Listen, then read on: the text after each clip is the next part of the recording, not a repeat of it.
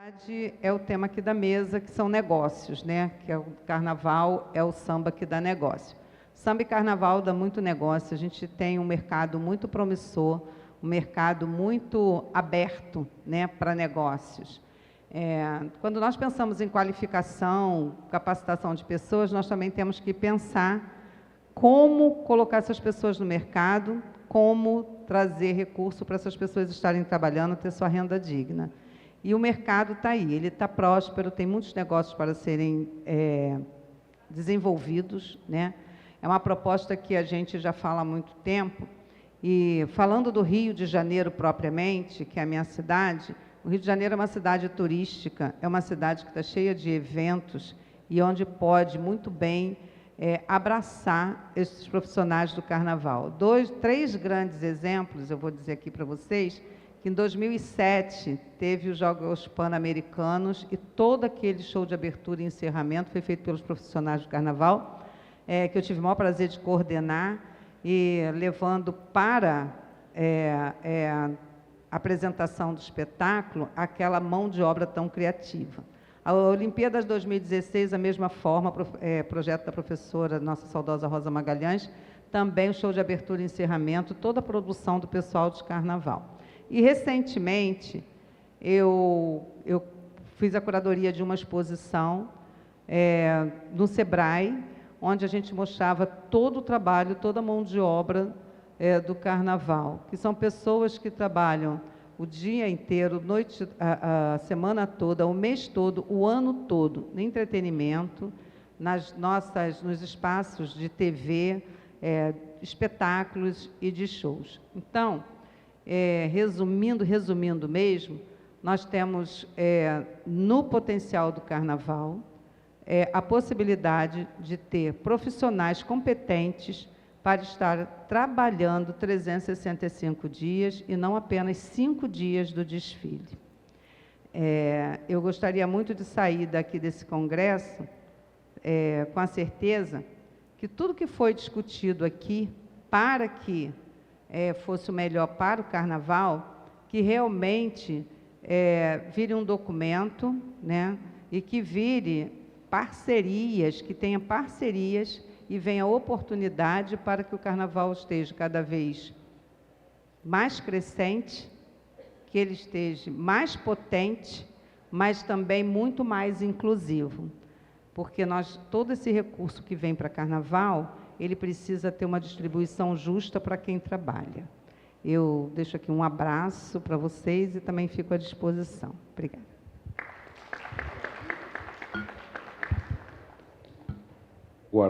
Bom, que maravilha te ouvir, Célia. Em 5 minutos deu um recado potente, como você quer o carnaval. Potente, com distribuição justa para quem faz o carnaval acontecer.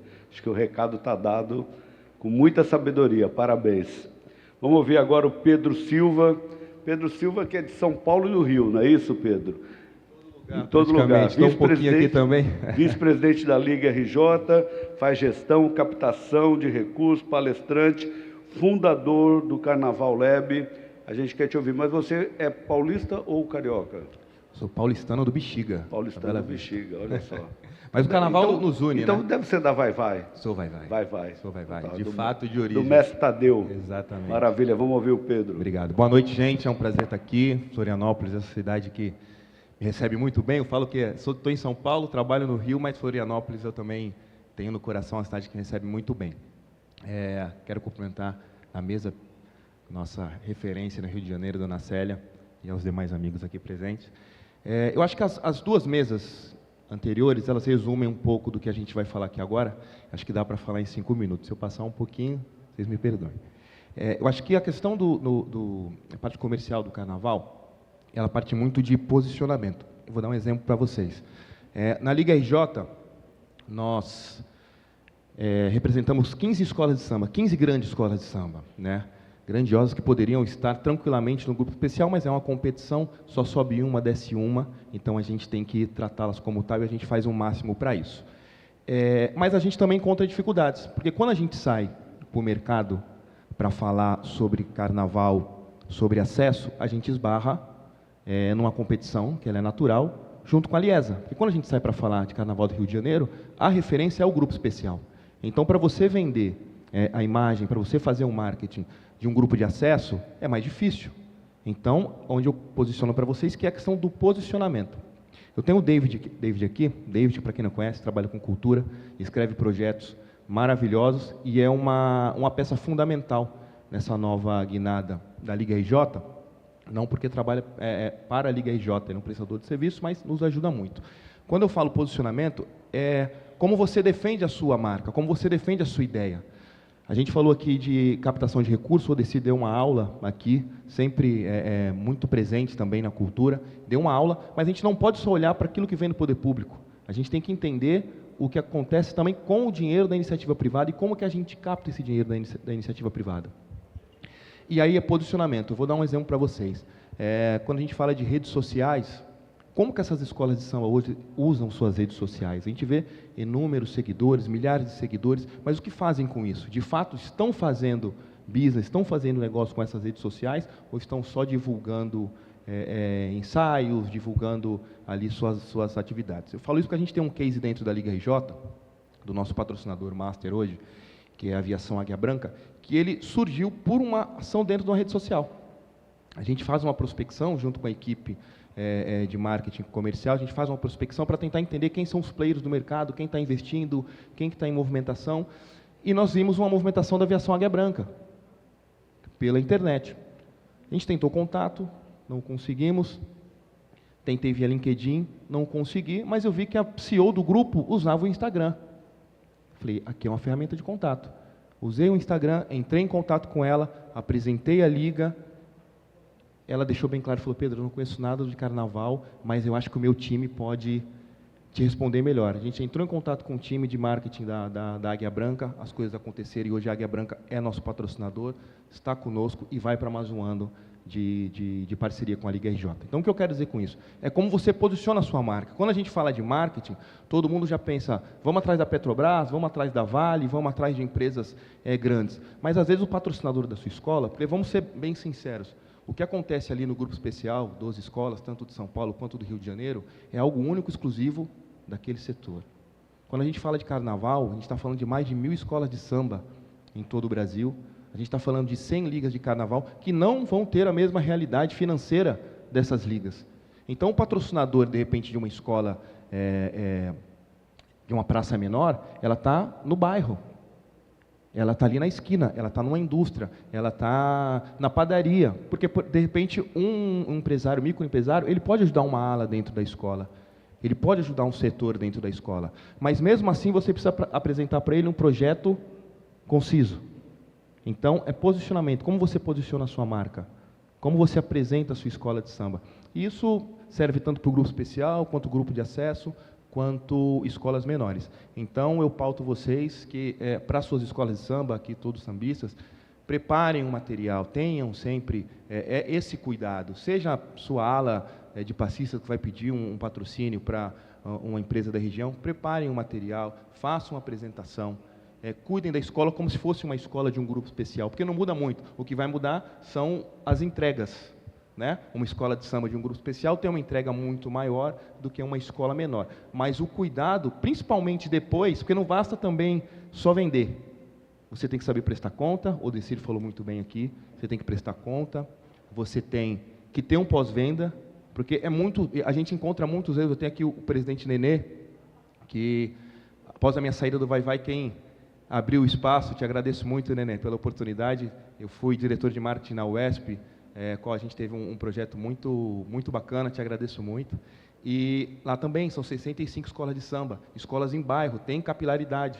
Demis Roberto também, grande irmão, vice-presidente da UESP. Então, é a questão da capilaridade. Então, uma escola pequena de um bairro, como que ela faz para captar recurso? Ela não tem que mirar Vale do Rio Doce, Petrobras, ela tem empresas pequenas e ela não necessariamente precisa de ir atrás de leis de incentivo. Ela tem que fazer esse movimento, mas, às vezes, um patrocinador pequeno na região pode fomentar essa escola. Então, eu pauto sempre, posicionamento, posiciona a sua marca, tenha compromisso, que as coisas acontecem. Obrigado a todos, estou disposto a tudo.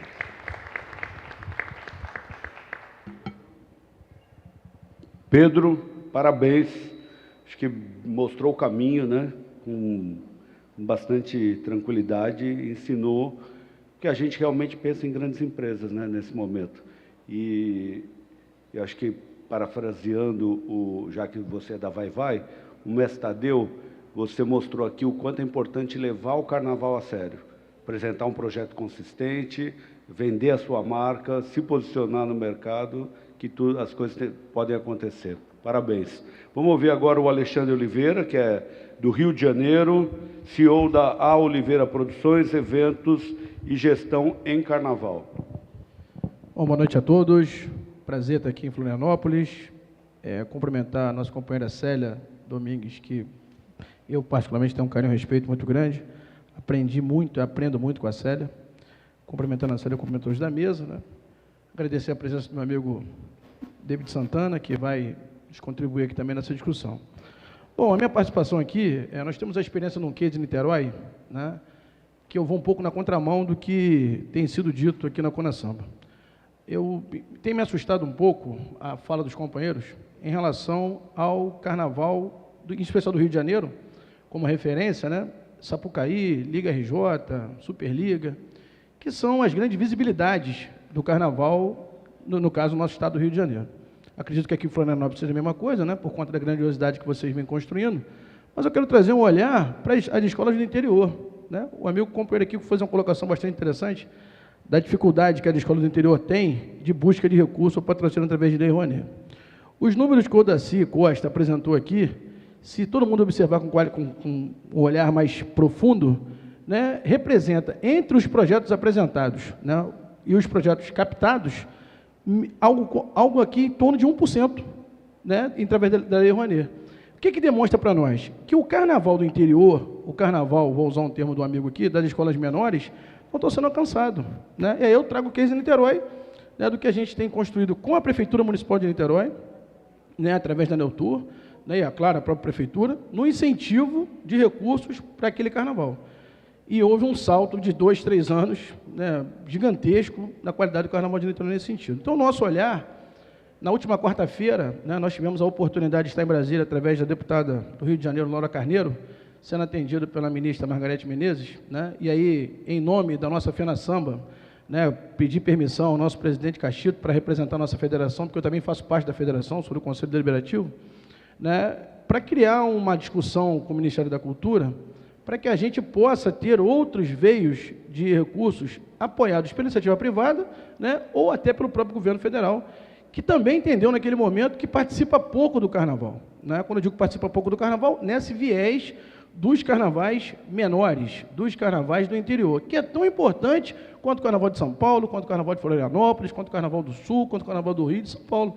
Porque a matriz carnaval, se a gente for analisar, e aí a Célia para mim é uma grande referência, se a gente for analisar a questão da economia criativa, né, a cadeia da economia criativa, tudo que a economia criativa alcança, ele passa muito pelo interior do Brasil, passa muito pelos estados que praticam o carnaval e escola de samba nas suas formações. Então, o olhar, e nada contra a Liesa, nada contra a Superliga, nada contra carnaval nenhum grande do Brasil, mas nós precisamos ter um olhar para baixo, né, olhar para quem também executa a cultura, né, na ponta. E a nossa participação aqui hoje é, na abertura dessa discussão, né, na possibilidade, agora, em Brasília, né, FENASAMBA e os interessados nessa discussão com o Poder Público Federal, né, através do Ministério da Cultura, onde a gente possa estar construindo, né, uma visão ou visibilidade maior de oportunidades para esses desfiles, para essas cidades, né, que precisam dessa oportunidade. Na minha cidade natal, por exemplo, eu sou de Maricá, né, Rio de Janeiro. O carnaval está parado, a gente está brigando, né, no bom sentido, na discussão com a prefeitura para a volta do carnaval. Eu tenho certeza que se tivesse um apoio da iniciativa privada por alguma parte ou do próprio governo federal, poderia facilitar, de repente, essa discussão no município.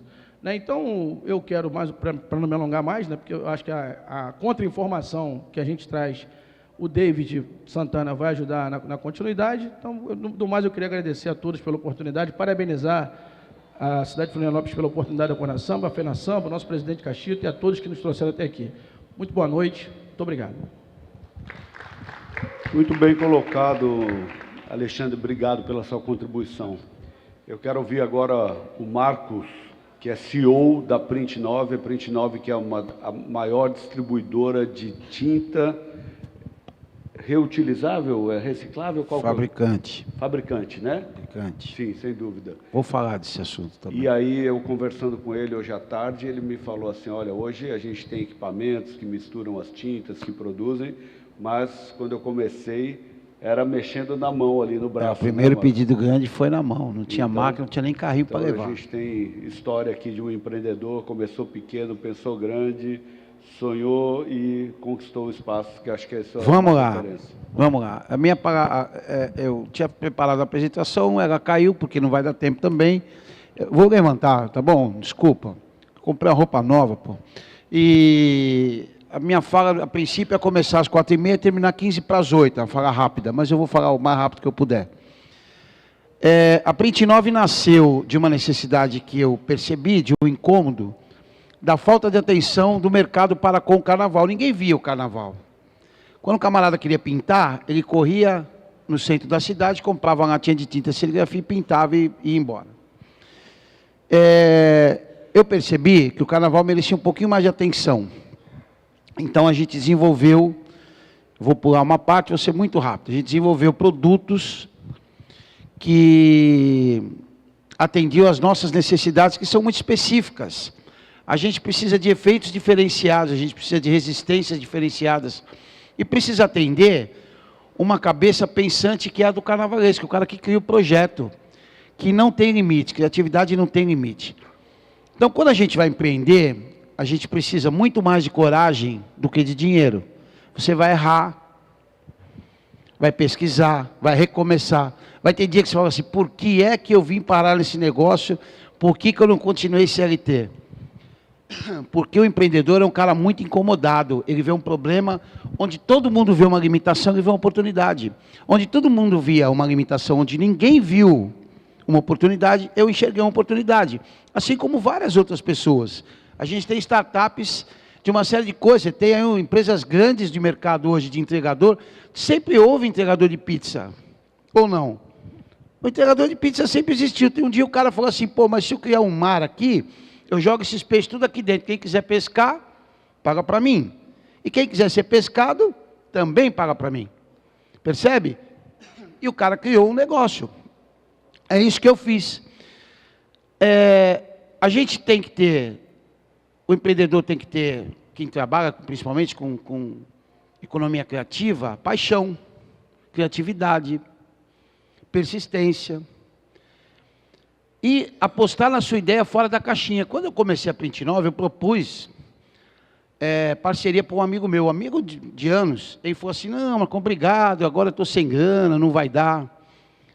O ano passado eu fui jantar com ele falou assim, pô, Marcão, devia ter aceitado. Quando você falou para mim, eu falei assim, caramba, cara, que ideia maluca desse cara, quem é que vai comprar tinta no carnaval? Isso não vai dar certo, não. Hoje, a Print 9 está nos principais carnavais do Brasil. A gente está no Rio de Janeiro, a gente está em São Paulo, a gente está em Vitória, a gente está em Macapá, a gente está em BH, a gente está na Grande São Paulo, a gente está no Vale do Paraíba, em Santos, a gente está nos principais espetáculos, The Town, Lollapalooza, peças de teatro como Elvis, por exemplo, que foi um musical, fornecendo material para esse pessoal. A gente hoje atende mais de 150 artistas, em torno de 200 escolas de samba no Brasil inteiro, escolas de samba com diversos orçamentos, até umas que não têm nem orçamento, tá certo? E a gente atende. Isso tudo nasceu de uma ideia que a maioria das pessoas não acreditou e eu tive tomando banho. A gente hoje produz, a gente gera, eu vou dar um exemplo, tá? Mais ou menos, durante um ano, cerca de 1.200 empregos indiretos só de entrega.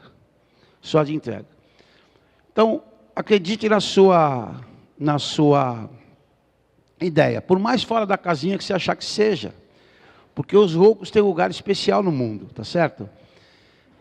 E não é só dinheiro, não é só investimento, começa, cai, levanta, erra, pesquisa, desenvolve e crie. Não copie nada de ninguém, crie a sua ideia e acredite nela. Conheça como é o seu métier, como é a sua região, conheça como é o folclore daquele lugar, como é a cultura daquele lugar, conheça, converse com as pessoas, ouve, observe, é isso que a gente faz, tá certo? O Brasil precisa muito da criatividade das pessoas, nós temos um potencial criativo imenso, podemos ser um dos grandes líderes da economia, economia criativa no mundo, a gente precisa acreditar, tá certo? A gente se vê no topo, obrigado, um abraço.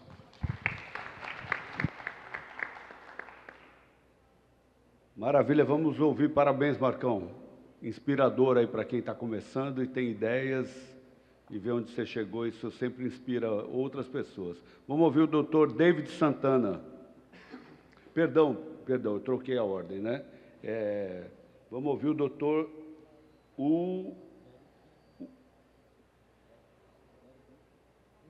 É o Eric, né?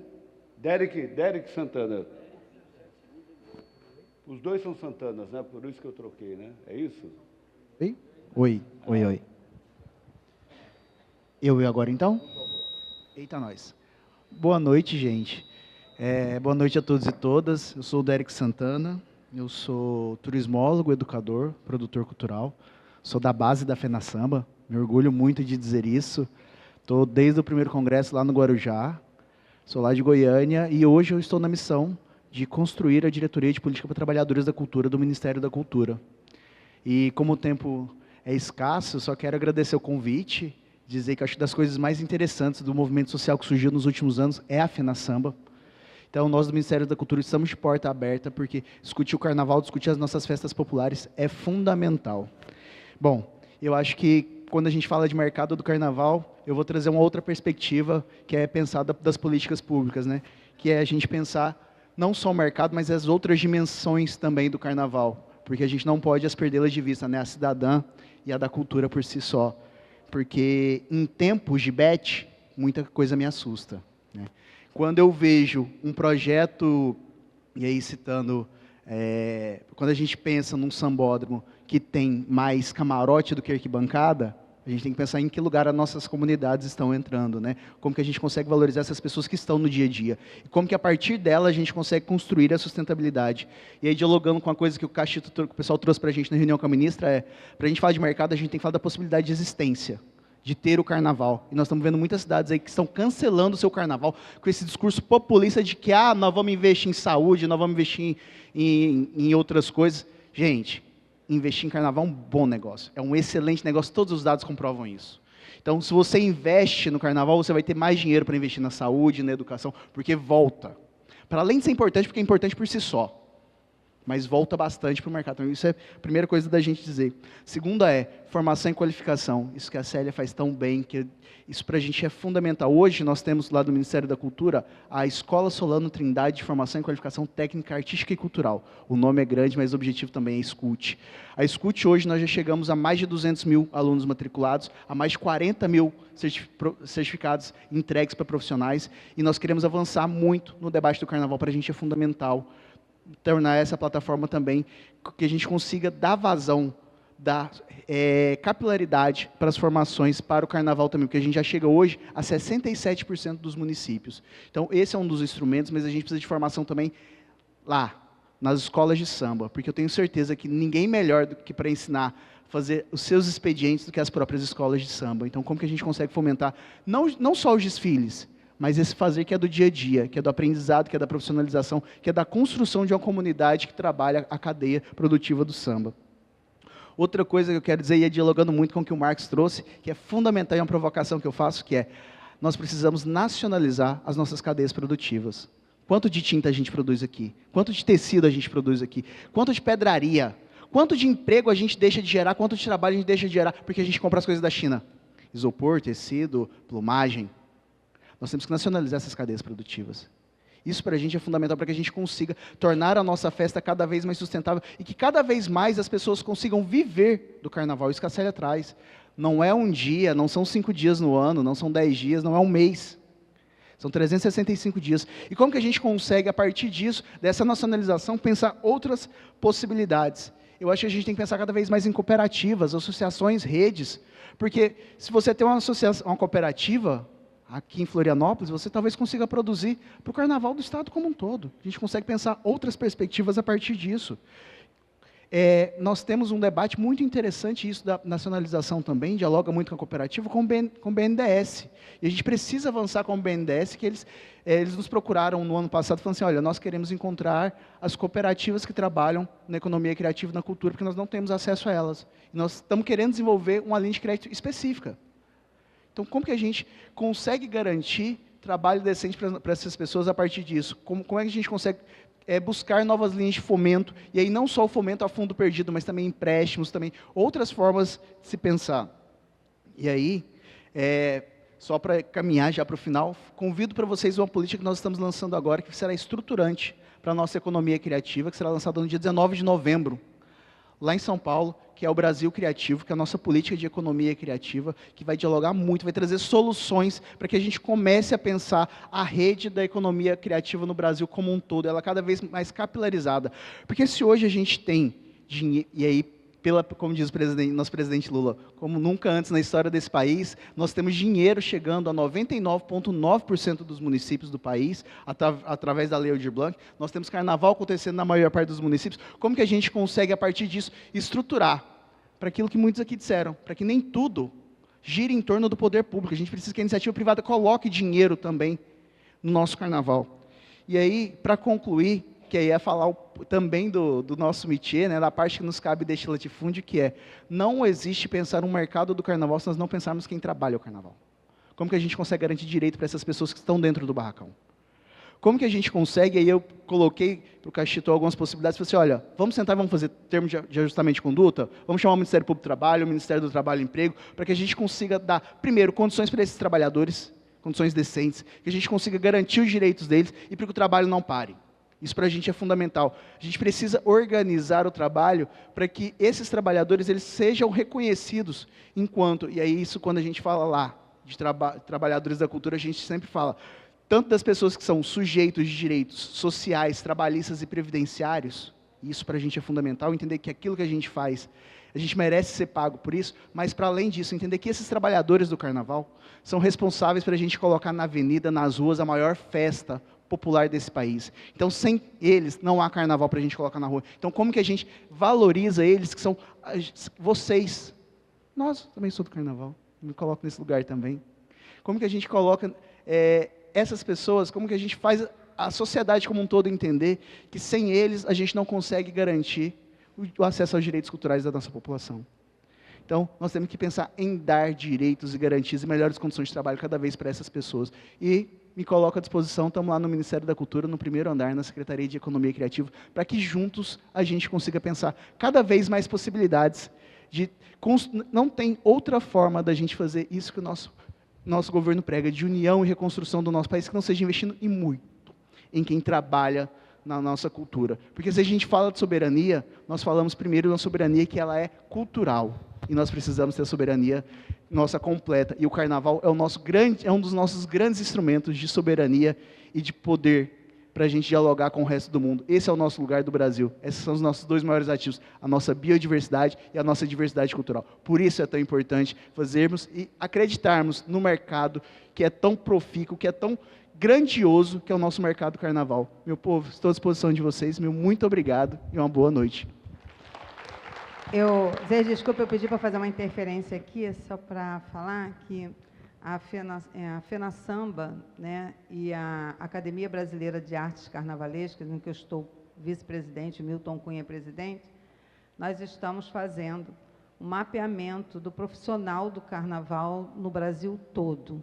E esse mapeamento é muito importante para a gente poder dizer o que representa o carnaval enquanto profissionais, enquanto oportunidades de trabalho, enquanto artista nós temos. Então, quando vocês receberem, vocês que estão aqui, acredito que vão em algum momento receber um cadastro, por favor, respondam, devolvam, porque isso é muito importante. A gente já está conversando com o Ministério da Cultura, Ministério do Empreendedorismo, Ministério do Trabalho, para esse reconhecimento, tá bom? Então, isso é muito importante, a gente saber onde é que estão os nossos artistas, os nossos trabalhadores, as pessoas que realmente vivem, promovem o Carnaval 365 dias.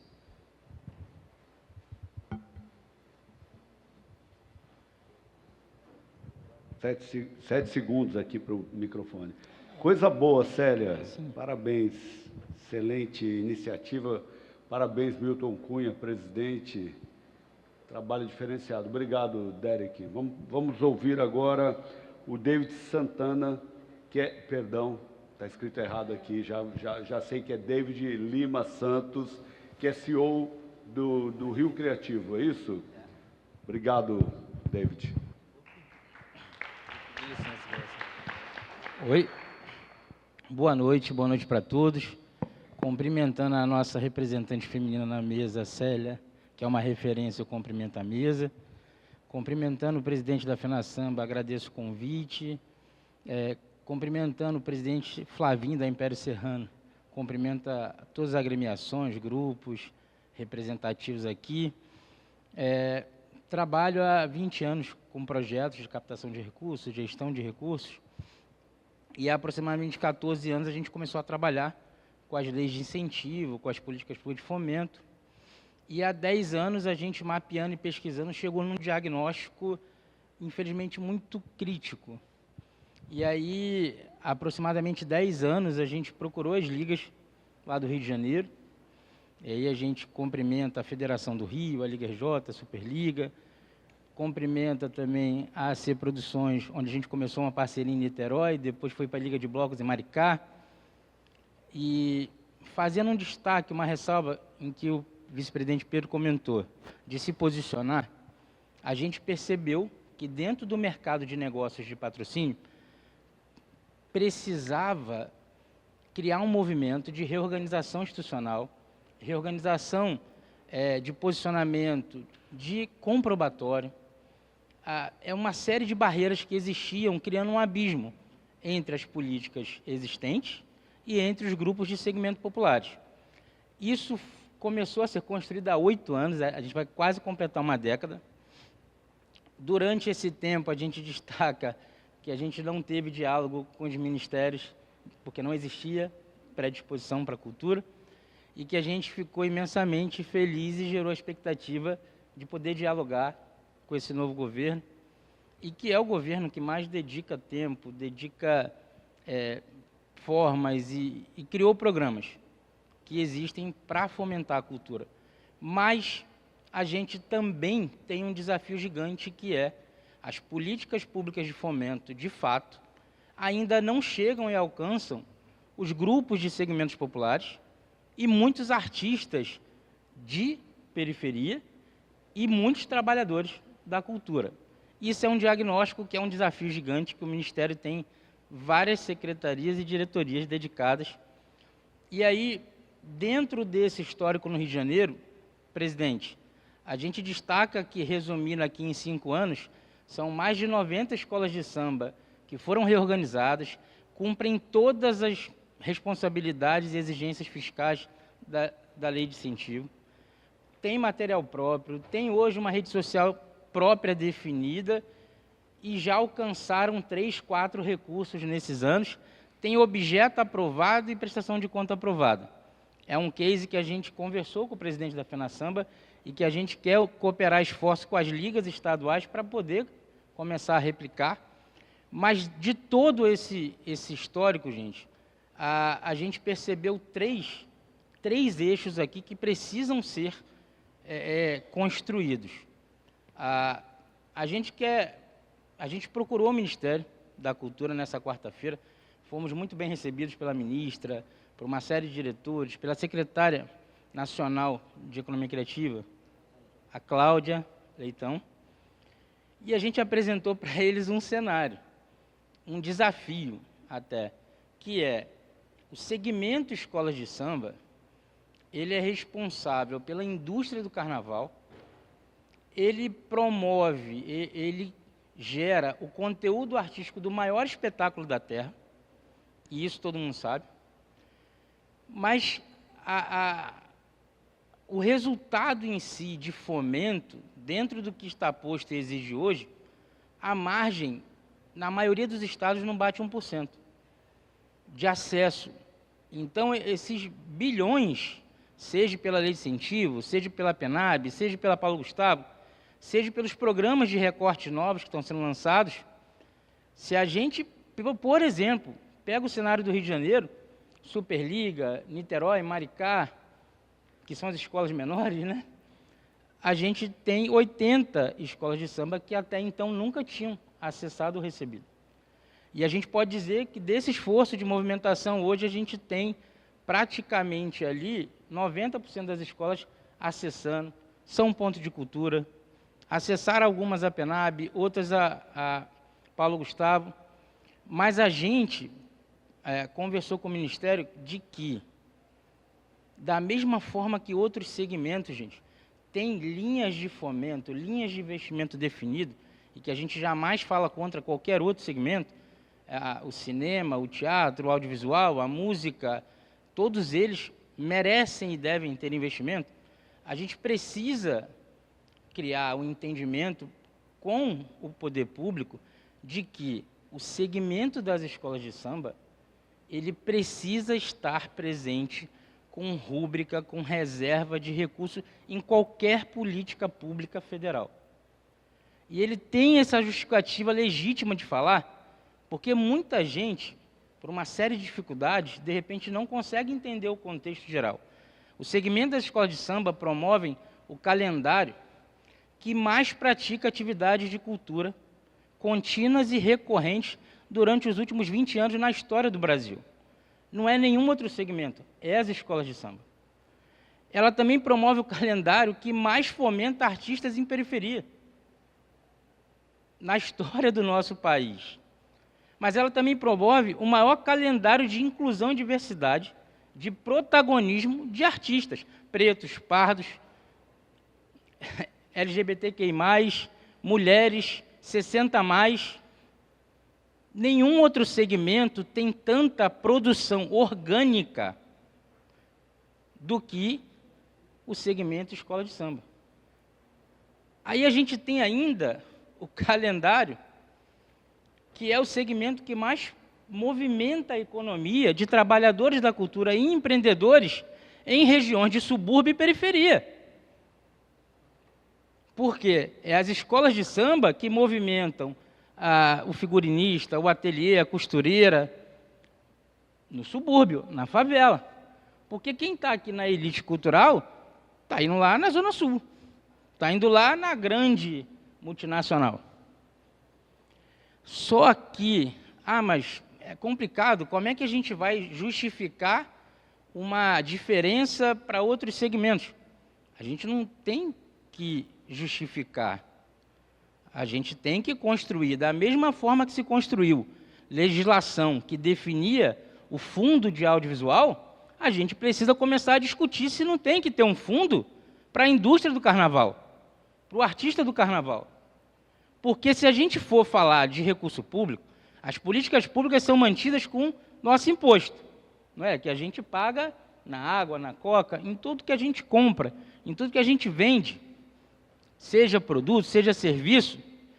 E, gente, tem algum segmento no Brasil que, mesmo sem acessar qualquer tipo de política de fomento, mais trabalha a formação e mais trabalha a preservação das nossas tradições do que as escolas de samba nos seus territórios? Tá, mas então tem algum outro segmento que mais entrega e garante o direito constitucional à cultura em regiões de periferia, em favela? Tem alguém que sai lá da Zona Sul e vai lá na sua favela entregar cultura gratuita? Não.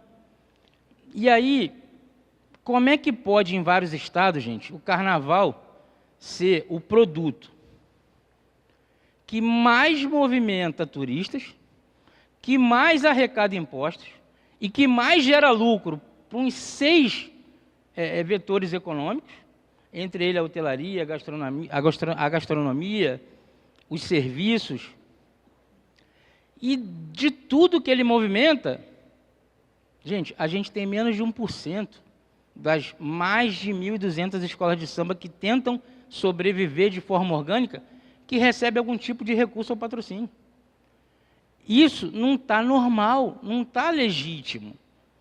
Se o produto gera a atração artística principal Como é que de tudo que se movimenta e arrecada não vai ter uma reserva definida? A gente tem, de forma muito clara, existe um mercado, e seja pela lei de incentivo ou pelo patrocínio direto, você tem que ter uma compatibilidade com a empresa. Isso é uma barreira que a gente precisa desdobrar e vencer. Mas falando sério, de política pública de fomento, são 3 possibilidades. Você tem a linha de crédito, você tem a linha de financiamento, e que o BNDES é fundamental para isso, além dos próprios bancos, né, públicos, e que eu acho que realmente é uma das políticas que a gente precisa provocar, e eu acho que o trabalho que o Milton, junto com a Célia, está fazendo, vai ser fundamental para que se tenha uma capacidade de crédito financeira para a estruturação desses profissionais, da cadeia produtiva, da indústria do samba. A outra é a lei de incentivo. E a lei de incentivo, o Ministério tem o mérito de democratizar essa lei de fato, principalmente para outras regiões, criando os recortes, né, os programas da Lei Rouanet, o Favela, a Juventude, mas a gente pode também debater e construir entendimento por que a gente não cria a Lei Rouanet para a indústria do carnaval. E a outra terceira chance são os programas federais, a PENAB, o Ponto de Cultura. E aí, gente, a gente tem que ser bem honesto e se defender como segmento e literalmente uma indústria, como a indústria da moda busca incentivo e recursos, o segmento precisa literalmente não pedir, ele tem que apresentar de fato a proposta e requerer que haja políticas de fomento.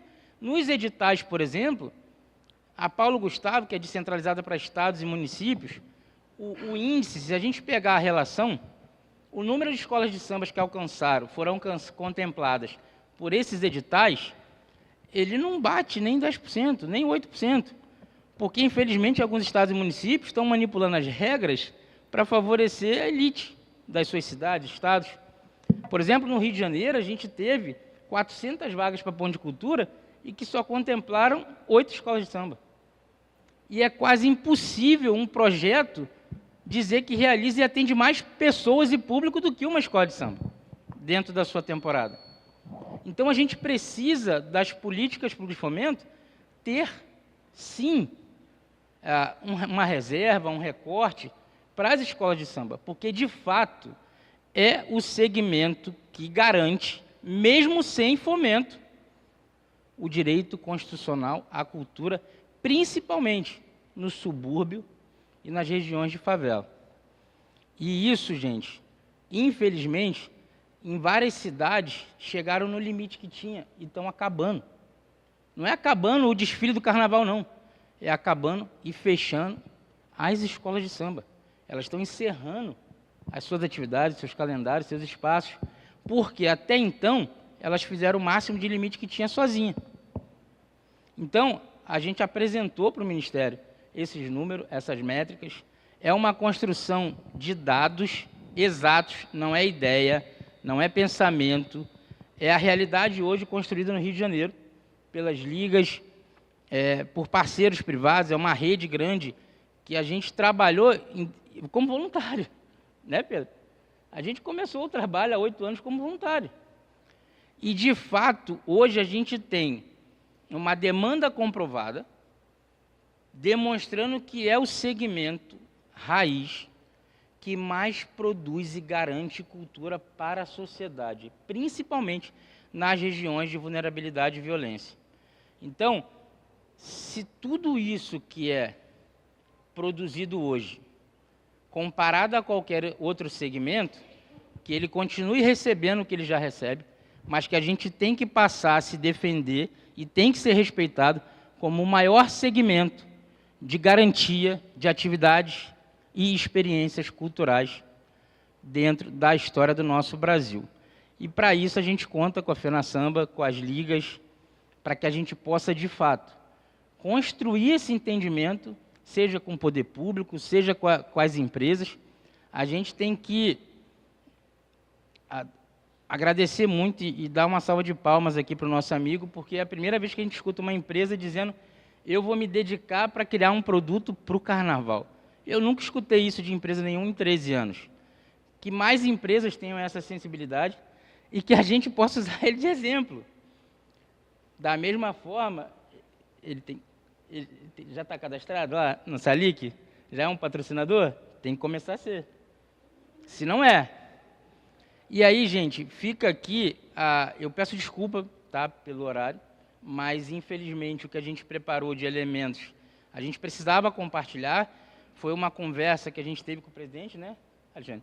Que a gente iria demonstrar esses elementos e características e que, para que isso seja realidade, para encerrar, eu quero deixar claro, as ligas representativas são fundamentais, junto com a Conasamba. Agora, para que a gente construa essa realidade de ser respeitado como uma indústria, de fato, e tenha políticas públicas definidas, a gente vai precisar da mobilização, do engajamento e da união de esforços das escolas de samba, ativas, existentes, associadas às ligas, que somam mais de 1.200.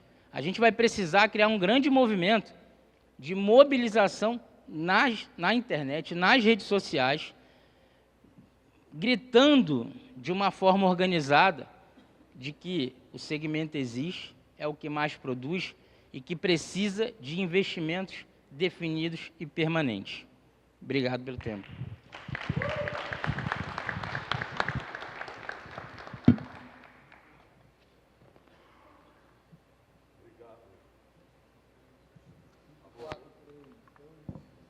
Segundos veio. Obrigado, David Lima Santos. É isso? Agora está certo.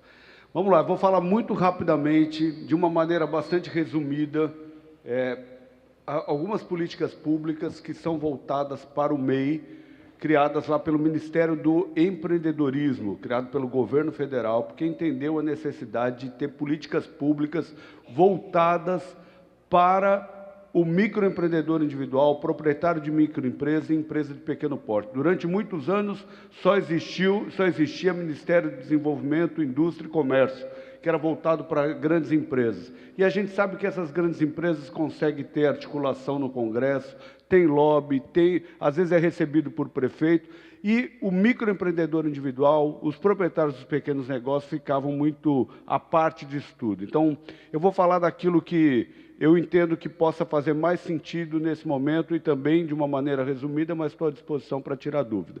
Primeiro, qualquer pessoa que empreende, nós temos no Brasil 20 milhões de formais. Nós temos uma pequena apresentação, mas eu acho que talvez nem seja necessário, se quiserem colocar, 20 milhões de informais.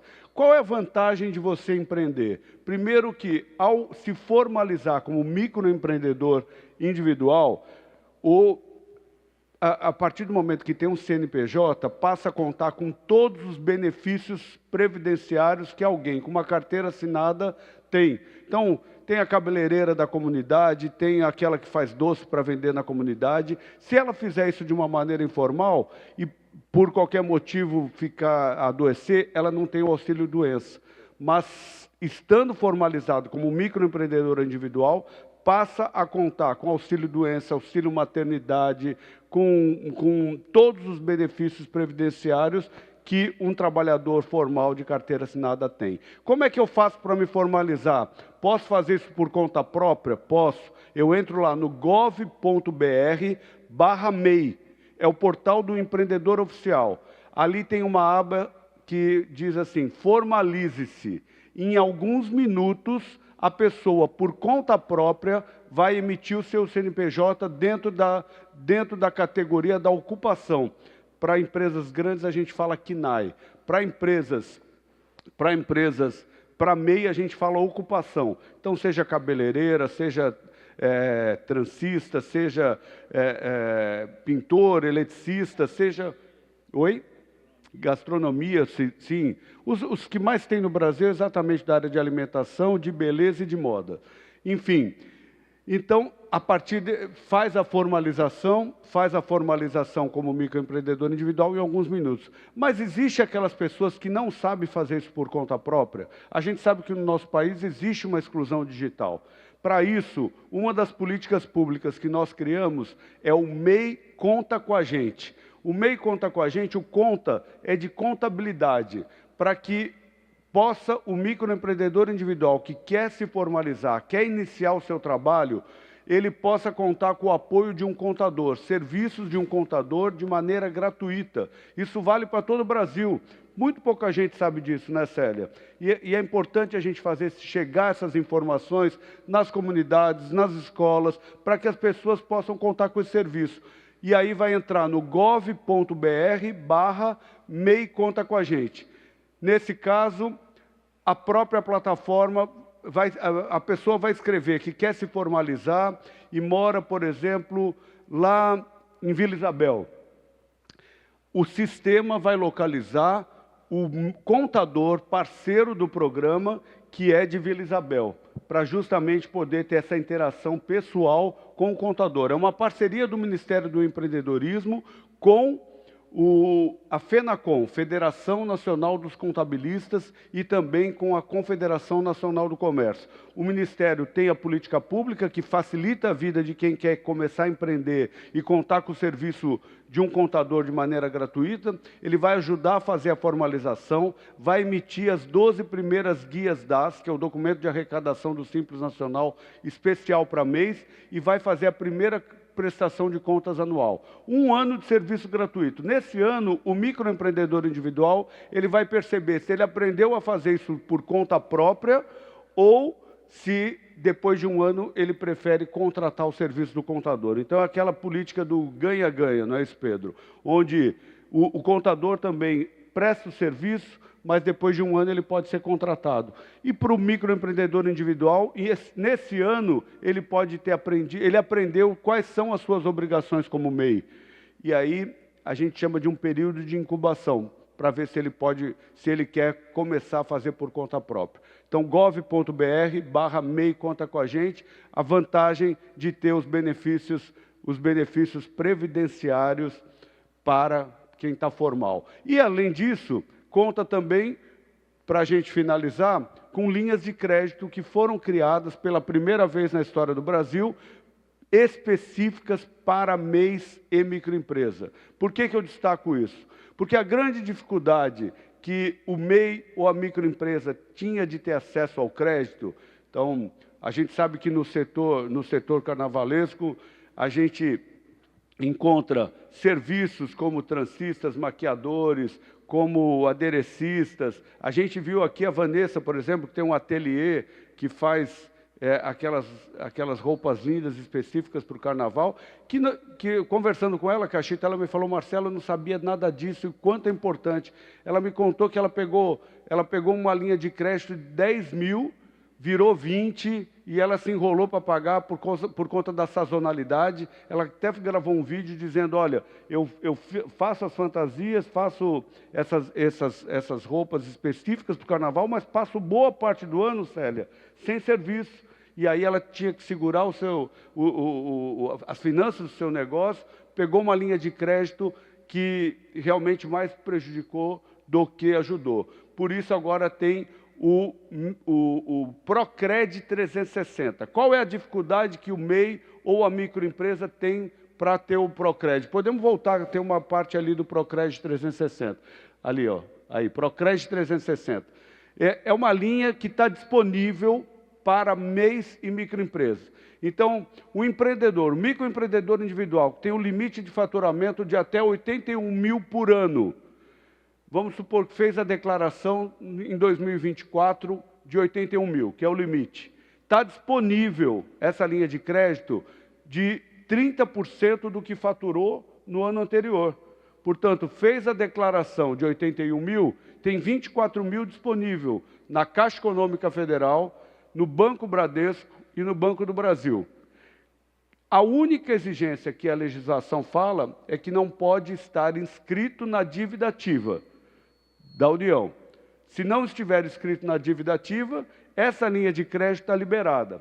É claro que cada banco tem a sua análise de crédito e a sua política interna, mas a política pública que o Ministério fez, ela é válida para esses 3 bancos e também para o BDMG, que já é um banco mais específico de Minas Gerais. Outros bancos podem aderir.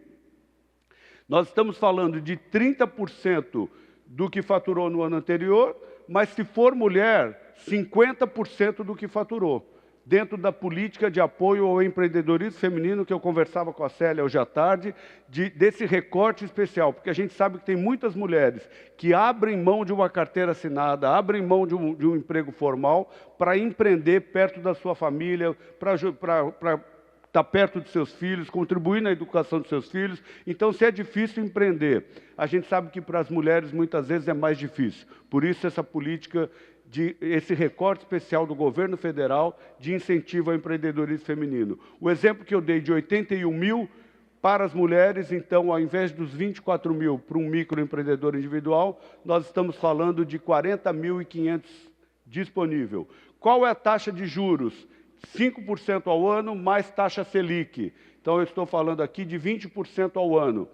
Quando a gente reclama que a taxa Selic aumenta, vai aumentando, porque prejudica exatamente os pequenos, os tomadores de crédito.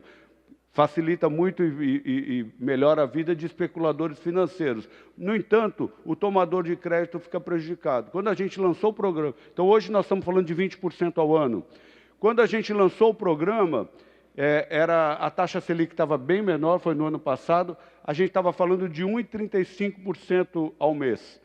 Hoje nós já estamos falando de 1,66%, se bem que a gente está com uma expectativa de que a taxa Selic comece a cair. Então, 5% mais 20%, mais 15% da Selic, 20% ao ano, dividido por 12, 1,66% ao mês. Carência para começar a pagar, então vai lá, o microempreendedor pegou 24 mil, a microempreendedora pegou 40.500. 6 meses a 12 meses para começar a pagar. Nesse período vai pagar apenas os juros. Então é uma linha de crédito que realmente facilita. E para finalizar, eu quero destacar aqui que essa linha de crédito tem a grande novidade, porque o grande empecilho que um pequeno negócio tinha para obter essa linha de crédito, qual que é? Chega para o gerente fala, eu preciso de algo em garantia para eu te liberar o dinheiro. E aí já inviabilizava o negócio para os pequenos negócios.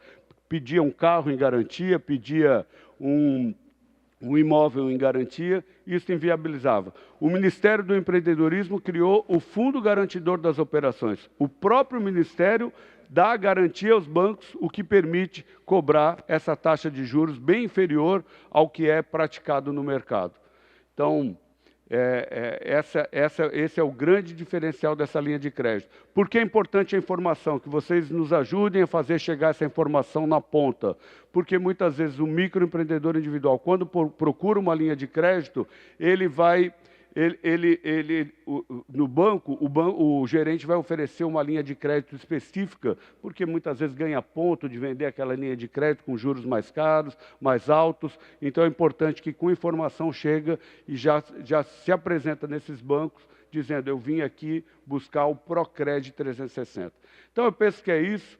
Fiz um resumo aqui do MEI Conta com a Gente, do GovBR/MEI. Lá tem também, Célia, no GovBR/MEI, 205 cursos de formação, tanto formação inicial quanto formação avançada para quem já empreende. Tem desde de fluxo de caixa, de marketing, 205 cursos. Tudo que a gente pensar tem lá disponível, gratuito, de maneira online, para que todos possam se capacitar, pensar, aqui dizer dessa linha de crédito, sobre inovação. Inovação, muitas vezes a gente fala, olha, por que é importante eu ter essa linha de crédito para poder inovar o meu negócio? Eu acho que o Marcão aqui deu um exemplo muito claro. Ele tinha que vender ali, tinha que mexer na mão, primeiro lote, não tinha máquina. Inovar é isso, você ter acesso a crédito para poder comprar a máquina, para poder facilitar, aumentar a produtividade. Muitas vezes as pessoas falam assim, no Brasil a produtividade é muito baixa. E as pessoas tendem a pensar que a produtividade é baixa por conta do trabalhador. E não, é por conta justamente de não ter acesso ao crédito e facilitar as empresas nos seus mecanismos. Quer falar? Pode falar. 7 segundos. Só fazer um comentário. No primeiro pedido grande que a gente pegou, realmente não tinha a máquina. Foi na mão, né? O meu neto, que hoje já trabalha comigo, tem 20 anos, ele ficava andando, brincando no meio da tinta com a gente. Hoje ele já é o cara que faz a tinta. E eu e a Mônica, que é minha esposa, fizemos isso na mão. Este ano, através de um sistema, de um financiamento de fomento, que é o Pronamp, a gente pegou um valor e investiu em equipamento. A nossa produção hoje, ela pode chegar a 5 toneladas dia, com máquinas que a gente comprou via crédito. É difícil crescer sem o crédito e é importante. Um dos grandes limitadores do crescimento da economia criativa é o crédito fácil e acessível. 1,66 ainda é muito alto, porque para colocar isso no custo lá na frente é muito difícil, tá certo? Então, ainda é muito alto. E tem incentivo, a gente sabe, é bom ter para o pequeno, para quem está começando lá pequenininho. Mas, quando você fala da transista, quando você fala da cabeleireira, quando você fala do motorista, quando você fala dessas pessoas, 1,66 pesa e bastante. Concordo com você. A gente considera alto, sim, mas mesmo considerando alto, é a mais baixa do mercado. Não tem nada mais baixo. É equivalente à taxa de consignado, quando o banco não tem risco nenhum. Até porque o banco efetivamente não tem risco, porque o Ministério está dando o Fundo Garantidor de Operações. E veja, quando a gente começou as tratativas com os bancos para criar essa linha de crédito, a expectativa de inadimplência do MEI é de que seria entre 8% e 9% apresentado pelos bancos. E hoje a realidade mostra que é de 0,2%. Mostra o quanto o pequeno honra, né, com seus compromissos para poder ter acesso ao crédito. Enfim, então, com acesso ao crédito, as pessoas inovam seus negócios, melhoram sua produtividade. É a lanchonete da esquina que pode comprar, por exemplo, às vezes a gente fala em inovação, as pessoas pensam em grandes tecnologias. Na verdade, é comprar aquele cortador de batata automático, que pode ser mecânico ou automatizado. Você está aumentando a produtividade, está investindo no seu negócio para poder pensar em outras possibilidades. Enfim, está feito o resumo. Através dessas políticas públicas, você também pode ter acesso a outras informações no gov.br/MEI, que é o portal oficial do empreendedor, conhecer lá o Procred, conhecer o Conta com a Gente, enfim, tudo aquilo que visa fortalecer a caminhada de quem empreende no Brasil, para que as pessoas possam começar pequeno, pensar grande e alçar voos cada vez maiores, para que a gente veja um Brasil próspero e empreendedor. Um abraço a todos. Eu quero aqui entregar o certificado para esses craques, para essa craque. Vamos começar por essa craque aqui, de que participou com êxito na 7ª edição do Conasamba, parabenizando o nosso presidente Cachito.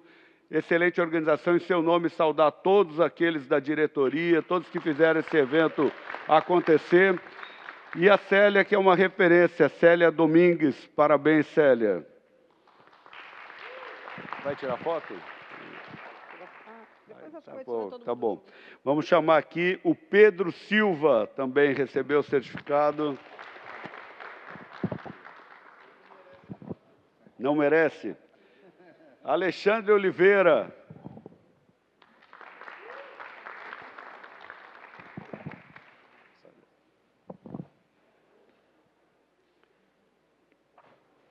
Marcos Jesus, conhecido como Marcão.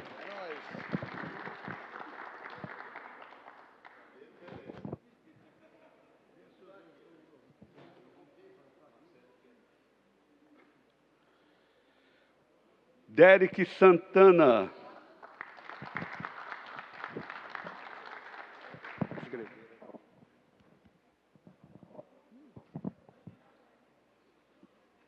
David Lima Santos. Esse não é o teu.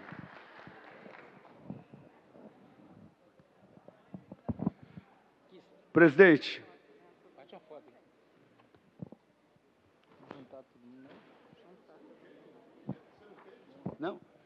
Vai encerrar? Está encerrado aqui? Não, vem, por favor. Se tiver foto com o Cachita, eu não vou participar, hein? Se a foto não tiver o Cachita, eu não vou participar. Vem aqui no meio, presidente, vem aqui no meio. Se o Cachita não tiver na foto, eu não vou participar.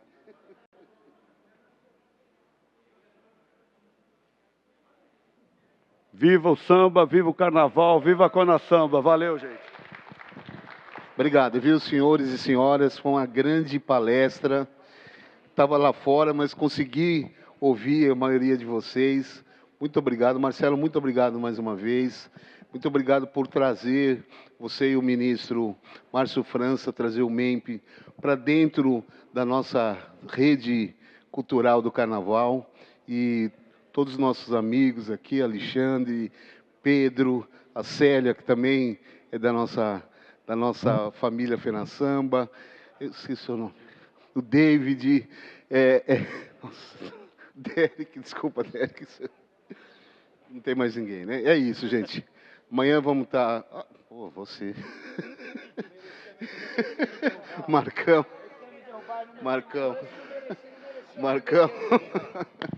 E Marcão, tá? Muito obrigado a todos, a todas. E eu vou deixar hoje, quem vai encerrar, o nosso querido Marcelo, o nosso facilitador e nosso parceiro nessa jornada aí, desse nosso dia. Muito obrigado. Marcelo, encerre a nossa reunião. Não deram um certificado para ti? Meu Deus do céu, cadê o certificado do Marcelo? Amanhã vai estar. Amanhã você recebe. É um motivo especial para eu voltar, só para ter esse certificado, né? Quero deixar, esse é o plano. Gente, quero agradecer, parabenizar todos e encerrar esse debate de hoje com esse time de craques aqui que só faz a gente ensinar, crescer e respeitar cada vez mais o carnaval e o samba. Parabéns a todos vocês, parabéns, Célia. Em nome da Célia, saudar aqui todas as mulheres também. Um abraço, valeu.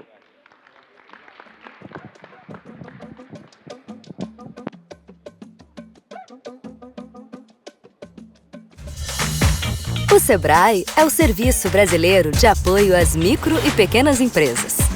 Nós trabalhamos para transformar os pequenos negócios em protagonistas do desenvolvimento sustentável do país. Estimulamos o empreendedorismo para fazer dele o motor da transformação socioeconômica do Brasil e para criar um ecossistema de negócios próspero e saudável para todos os biomas, territórios e pessoas. O Brasil é um dos países com mais micro e pequenos empreendimentos em atividade no mundo. E eles são fundamentais na nossa economia.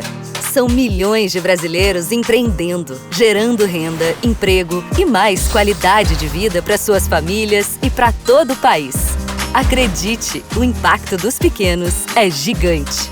Com presença em todos os estados brasileiros e foco no fomento à cultura empreendedora, nós atuamos em parceria com os setores público e privado, incentivando e promovendo orientação, capacitação, desburocratização, gestão consciente, acesso a crédito e inovação no ambiente de negócios, para assim gerar redução da informalidade, superação da pobreza e uma vida com mais dignidade, perspectiva e prosperidade.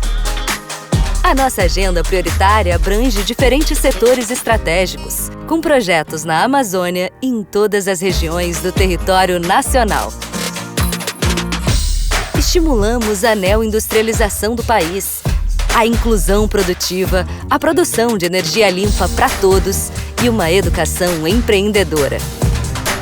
No SEBRAE, nós acreditamos no potencial transformador do empreendedorismo. E sabemos que quando os pequenos negócios dão certo, o Brasil se torna melhor. SEBRAE.